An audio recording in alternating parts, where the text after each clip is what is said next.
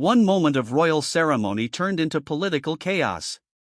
At Windsor Castle, in front of the world, Donald Trump and King Charles joined forces in a way no one expected. Their words weren't soft. They weren't diplomatic. They were a direct strike that left Prime Minister Keir Starmer looking powerless, humiliated, and completely alone. What unfolded wasn't an accident. It was planned. And what you're about to hear changes everything we thought we knew about British politics. The day at Windsor Castle was supposed to be routine, a simple show of tradition and diplomacy. Cameras were ready to capture the usual symbols of unity: handshakes, polite smiles, formal speeches about friendship between nations. But behind the castle walls, something far more dangerous was being prepared. Trump had arrived with his trademark confidence, ready to seize the spotlight. King Charles, standing beside him, was no passive monarch either. Together, they turned what looked like ceremony into a calculated performance designed to send shockwaves through Britain and beyond. The setting was no accident. Windsor Castle carries 9 centuries of history, power, and symbolism. Every stone, every hall, every courtyard speaks of continuity and authority. To speak there is to project something bigger than politics. It is to invoke the full weight of Britain's legacy. That's why what King Charles said carried so much force. He began with the language of tradition, but quickly shifted his tone. His words were sharp, his pauses deliberate, and the message unmistakable. Britain, he declared, cannot be led by hesitation, not at a time when Europe faces threats from tyranny and chaos. His voice echoed in the courtyard, each word carefully chosen to cut deep. Observers noticed it instantly. The pause after the word hesitation. The sharpened tone. Palace insiders would later reveal that Charles practiced his speech repeatedly, each pause perfected to maximize impact. But the real strike came when Trump took the podium. With his signature confidence, he turned what should have been routine remarks into a devastating attack. History punishes weakness, he declared, his voice rising, and history is watching right now. The applause thundered through Windsor, not for Britain's Prime Minister, but for the 2 men standing against him. The reaction was instant. Starmer wasn't even on stage. He wasn't invited to respond. He wasn't given a chance to defend himself. Instead, the world watched as 2 of the most powerful figures alive painted him as weak, hesitant, and unfit. And the optics could not have been worse. The King of England, standing shoulder to shoulder with the man who was set to return to the White House, delivering a coordinated blow to their own Prime Minister. This wasn't diplomacy. This was humiliation. For Starmer, the damage was immediate. Within minutes of the speech's ending, social media erupted. Hashtags calling him weak and humiliated trended across platforms. Commentators, even those usually careful to stay neutral, called it one of the most extraordinary public rebukes of a sitting British leader in modern history. The speeches were no accident. They were timed, rehearsed, and delivered with precision. And Starmer, isolated and exposed, had no answer. What made this moment even more explosive was the timing. Starmer is already facing the toughest period of his leadership. His approval ratings have collapsed, sliding to historic lows. Inside his own party, MPs whisper doubts in private chats that are no longer so private. Senior Labour figures worry that his grip on power is slipping by the day. And then, right at his weakest point, comes a double strike from 2 figures who know how to command global attention. It wasn't just a blow. It was a knockout staged live on the world stage. Inside Westminster, panic set in almost immediately.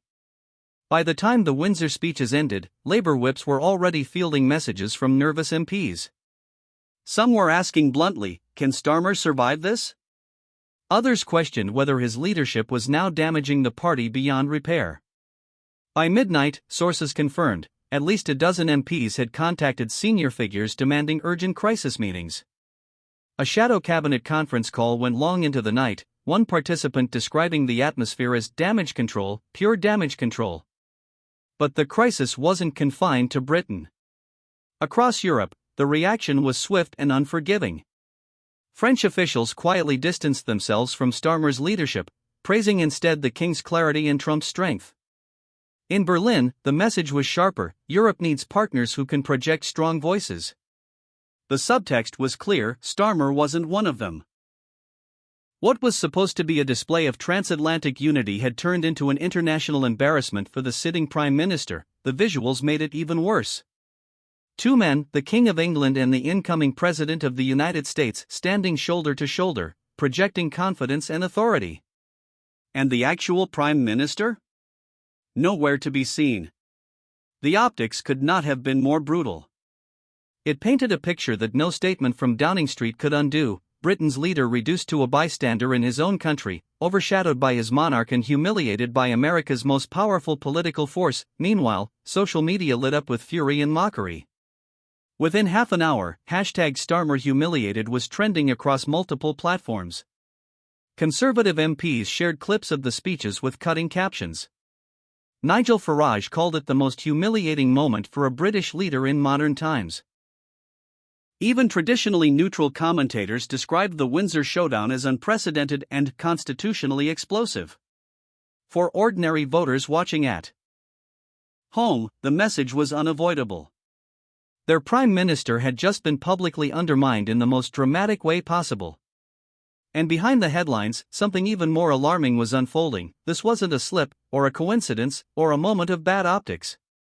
It was a carefully orchestrated strike. Sources from both the palace and Trump's team later confirmed the planning had begun weeks before. This wasn't about ceremony. It was about power. And Keir Starmer had been caught completely off guard. The fallout from Windsor is only beginning. In Parliament, Labour MPs are scrambling to contain the damage, but the whispers are already growing louder. If Starmer cannot command respect at home or abroad, how long before his party moves to replace him? Inside Labour headquarters, aides are terrified of a leadership challenge that could erupt sooner than anyone expected. The cracks are widening, and Starmer is running out of allies. Internationally, the signal has been just as devastating.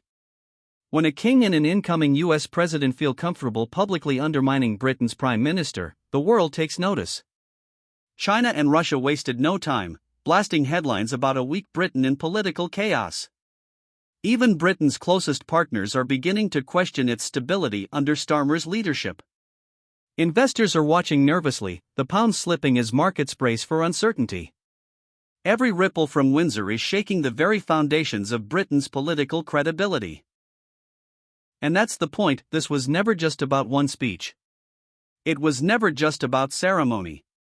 It was about perception. Trump and King Charles changed the narrative in a single coordinated strike. They cast Starmer not as a leader, but as an outsider in his own country. The optics of Windsor will outlast the headlines. The image of a prime minister sidelined while two powerful figures stood united will echo through history books as one of the most humiliating moments for a British leader. Starmer now faces a brutal truth. He cannot openly attack the king without alienating millions of monarchist voters. He cannot challenge Trump without appearing weak on the world stage, especially with Trump days away from returning to the White House. And he cannot defend himself without admitting the one thing both leaders just declared to the world: that he is unfit for this moment in history. What happened at Windsor Castle wasn't just a political embarrassment. It was a political execution, carried out in the open, with global cameras watching. And it leaves one burning question that no one in Westminster dares to answer out loud: